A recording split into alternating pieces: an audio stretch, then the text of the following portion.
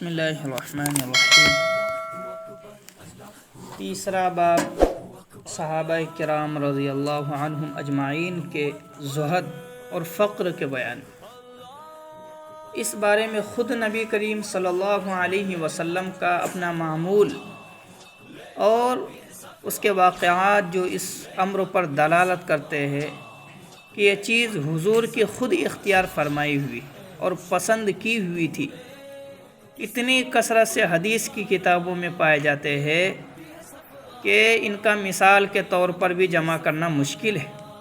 حضور صلی اللہ علیہ وسلم کا ارشاد ہے کہ فقر مومن کا تحفہ ہے۔ آپ صلی اللہ علیہ وسلم نے کیا فرمایا کہ فقیری اور جو غریبی ہے یہ مومن کا تحفہ ہے۔ گویا کہ ایمان والا فقر اور غربت یہ تحفے میں لے کر آیا۔ الدنیا سجن المومن و جنت الکافر، فرمایا آپ صلی اللہ علیہ وسلم نے کہ دنیا مومنوں کے لیے قید خانہ ہے اور جنت اور کافروں کے لیے جنت ہے۔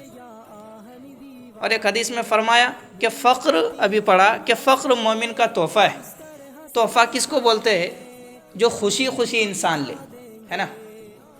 یہب لمن یشاء اناثا و یہب لمن یشاء الذکور، اللہ تبارک و تعالی جسے چاہتا ہے اسے بیٹیاں عطا کرتا ہے اور جسے چاہتا ہے اسے بیٹے عطا کرتا ہے۔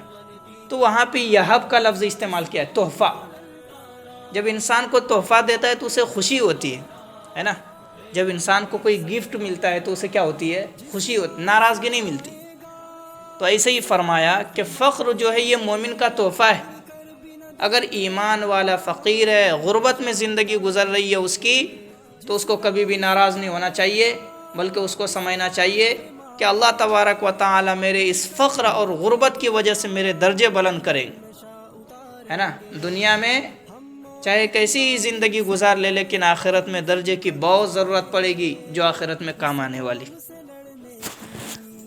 یہاں سے واقعات شروع ہو رہے ہیں۔ حضور صلی اللہ علیہ وسلم کا پہاڑوں کو سونا بنا دینے سے انکار۔ حضور صلی اللہ علیہ وسلم کا ارشاد ہے کہ میرے رب نے مجھ پر یہ پیش کیا کہ میرے لیے مکہ کے پہاڑوں کو سونے کا بنا دیا جاوے۔ میں نے عرض کیا، اے اللہ، مجھے تو یہ پسند ہے کہ ایک دن پیٹ بھر کر کھاؤں تو دوسرے دن بھوکا رہوں، تاکہ جب بھوکا ہوں تو تیری طرف زاری کروں اور تجھے یاد کروں، اور جب پیٹ بھروں تو تیرا شکر کروں، تیری تعریف کروں۔ فائدہ، اس ذات مقدس کا حال ہے، یہ اس ذات مقدس کا حال ہے جس کے ہم نام لیوا ہے اور اس کی امت میں ہونے پر فخر ہے، جس کی ہر بات ہمارے لیے قابل اتباع ہے۔ اللہ تبارک و تعالی نے آپ صلی اللہ علیہ وسلم کو کیا فرمایا؟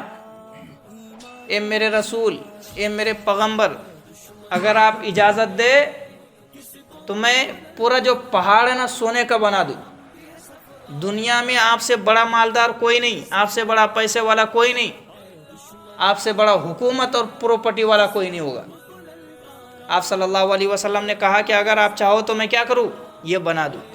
تو آپ صلی اللہ علیہ وسلم نے فرمایا کہ نہیں، مجھے یہ پسند ہے، میں یہ چاہتا ہوں کہ ایک دن میرا پیٹ بھرے اور دوسرا دن میں کیا کروں؟ بھوکا رہوں۔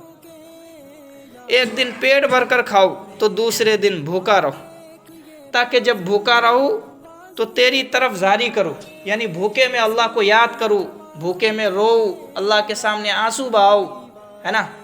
جب انسان بھوکا رہتا ہے تو خواہشات غالب نہیں آتے۔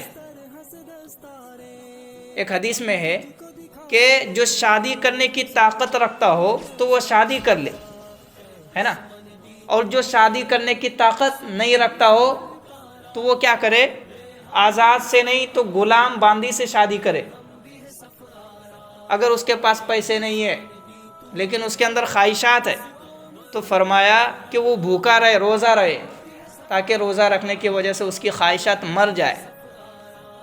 تو فرما رہے آپ صلی اللہ علیہ وسلم، ایک دن بھوکا رہو تاکہ پورا دن بھر رہو اور تیری خوب یاد کروں، تعریف کروں تیری، اور جب پیٹ بھروں تو تیرا شکر کروں، یا اللہ مجھے کیا دیا تو نے؟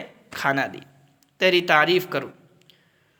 بتا، یہ اس ذات کا حال ہے، اس ذات مقدس کا حال ہے، کس کا؟ ہمارے نبی۔ ہم کیا فرما رہے؟ ہم ان کے نام لیوا ہے اور اس کی امت میں ہونے پر ہمیں کیا ہے؟ فخر ہے، جس کی ہر بات ہمارے لیے قابل اتباع ہے۔ آپ صلی اللہ علیہ وسلم جو بھی کچھ کرتے ہیں ہم ان کو فالو کرتے ہیں۔ آپ صلی اللہ علیہ وسلم کی ایک ایک بات ہم اپنی زندگی میں اتارتے ہیں۔ آپ صلی اللہ علیہ وسلم کا ایک ایک قول، ایک ایک عمل چاہتے ہیں کہ ہم اپنی زندگی میں لے آئے، تو ہم اس بات پر کیوں نہیں عمل کرتے ہیں کہ ایک دن بھوکا رہے اور ایک دن کھانا کھائے؟ ہے نا، یہ بھی تو آپ صلی اللہ علیہ وسلم کا کیا تھا؟ عمل تھا۔ آپ صلی اللہ علیہ وسلم نے فرمایا جو فقیری ہے وہ مومن کا تحفہ ہے۔ کبھی بھی فقیری اور غریبی سے ایمان والوں کو ناخوش اور ناراض اور ناپسندیدہ نہیں ہونا چاہیے۔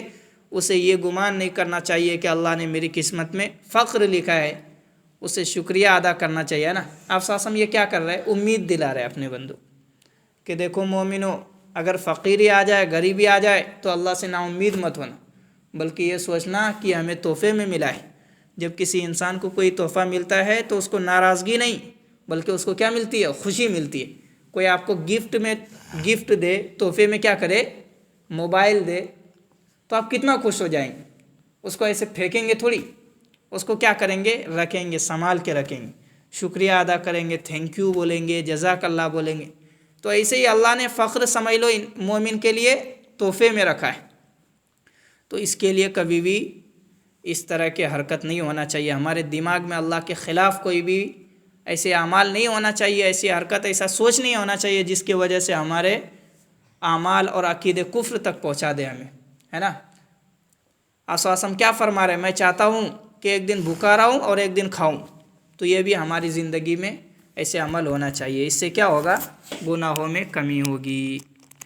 اللہ تعالیٰ کہنے سننے سے زیادہ عمل کی توفیق۔ کل کا واقعہ تھوڑا لمبا ہے، اس کے لیے نہیں پڑھا، انشاءاللہ آئندہ۔